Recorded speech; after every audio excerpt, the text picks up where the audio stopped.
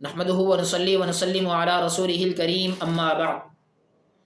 آپ صلی اللہ علیہ وآلہ وسلم کی روشن تعلیمات میں سے ایک تعلیم خیرخواہی اختیار کرنا ہے، یعنی لوگوں کے لیے اچھائی اور بھلائی کا جذبہ رکھنا یہ ہر مسلمان کی شان ہونی چاہیے، اور خیرخواہی اسلام کا ایک بہت بڑا حصہ ہے۔ آپ صلی اللہ علیہ وآلہ وسلم نے فرمایا الدین النصیحہ، کہ دین تو سراسر خیرخواہی کا نام ہے۔ اور ایک اور حدیث میں آپ نے فرمایا لا یؤمن احدکم حتی یحب لاخیہ ما یحب لنفسہ، کہ تم میں سے کوئی شخص اس وقت تک کامل مسلمان نہیں ہو سکتا جب تک کہ وہ اپنے مسلمان بھائی کے لیے وہ نہ پسند کرنے لگے جو اپنے لیے پسند کرتا ہے۔ یعنی جس طرح ہم یہ چاہتے ہیں کہ ہمیں کوئی نقصان نہ پہنچائے، ہمیں کوئی دھوکہ نہ دے، تو یہی جذبہ اور یہی معاملہ ہمیں اپنے مسلمان بھائیوں کے ساتھ بھی رکھنا چاہیے۔ صحابہ کرام رضوان اللہ علیہم اجمعین آپس میں کس قدر خیرخواہ تھے۔ علامہ نووی رحمۃ اللہ علیہ نے اپنی ایک کتاب میں حضرت جریر بن عبداللہ البجلی رضی اللہ تعالی عنہ کا ایک واقعہ نقل کیا ہے کہ ایک دفعہ حضرت جریر بن عبداللہ رضی اللہ تعالی عنہ نے اپنے ایک غلام کو گھوڑا خریدنے کے لیے بھیجا۔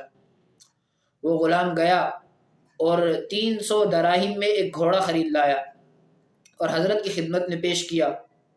آپ نے اس گھوڑے کو دیکھا اور اس پر سواری کی تو آپ کو لگا کہ یہ گھوڑا مہنگا ہے اور غلام سستا خرید لایا ہے۔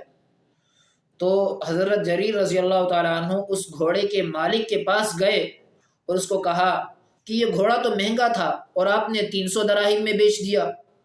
اصل میں اس مالک کے پاس وہ گھوڑا وراثت کے ذریعے سے آیا تھا اور اس کو یہ معلوم نہیں تھا کہ یہ گھوڑا عمدہ ہے اور اس نے سستے میں بیچ دیا تھا۔ تو گھوڑے کے مالک نے کہا کہ آپ 400 دراہم دے دیجئے۔ تو حضرت جریر رضی اللہ تعالیٰ عنہ نے فرمایا کہ یہ گھوڑا 400 دراہم سے بھی مہنگا ہے۔ تو اس نے کہا کہ آپ 500 دراہم دے دیجئے۔ تو حضرت نے فرمایا کہ یہ گھوڑا 500 دراہم سے بھی مہنگا ہے، حتیٰ کہ حضرت جریر بن عبداللہ رضی اللہ تعالیٰ عنہ نے وہ گھوڑا 800 دراہم میں خریدا۔ تو غلام نے کہا کہ حضرت یہ گھوڑا میں اس کے مالک کی اجازت سے 300 دراہم میں خرید لایا تھا، اور 300 دراہم میں یہ گھوڑا آپ کے لیے رکھنا جائز بھی تھا کیونکہ اس کے مالک کی اجازت تھی، لیکن پھر بھی آپ نے اس کو اتنا مہنگا خریدا۔ تو آپ نے فرمایا بایعت رسول اللہ صلی اللہ علیہ وسلم علی اقام الصلاۃ و ایتاء الزکاۃ والنصح لکل مسلم، کہ میں نے رسول اللہ صلی اللہ علیہ وآلہ وسلم کے ہاتھ پر نماز قائم کرنے کی اور زکوٰۃ ادا کرنے کی اور ہر مسلمان کے ساتھ خیرخواہی اختیار کرنے کی بیعت کی تھی، لہٰذا میں کسی کو کوئی دھوکہ نہیں دے سکتا، اور مجھے یہ گوارا نہ ہوا کہ میں یہ گھوڑا اگرچہ اس کے مالک کی اجازت تھی پھر بھی میں اس کی اصل قیمت سے کم قیمت میں خریدوں۔ میرے بھائیوں، ایک طرف صحابہ کرام کا معاملہ ہے اور دوسری طرف ہمارا معاشرہ ہے۔ آج ہمارے ہاں کبھی کسی کو کوئی مکان کسی مجبوری کی وجہ سے بیچنا پڑتا ہے، بیماری ہو جاتی ہے یا قرضہ ہو جاتا ہے تو کوئی مکان بیچ دیتا ہے، کوئی گاڑی بیچ دیتا ہے۔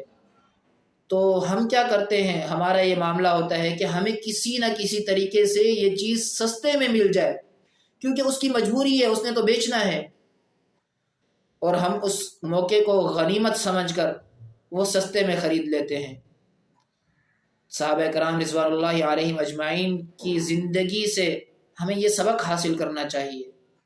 اسلام اس بات کی تعلیم نہیں دیتا کہ کسی کی مجبوری سے ناجائز فائدہ اٹھا کر اسے نقصان پہنچایا جائے۔ اللہ تعالیٰ عمل کی توفیق عطا فرمائے۔ وآخر دعوانا الحمد للہ رب العالمین۔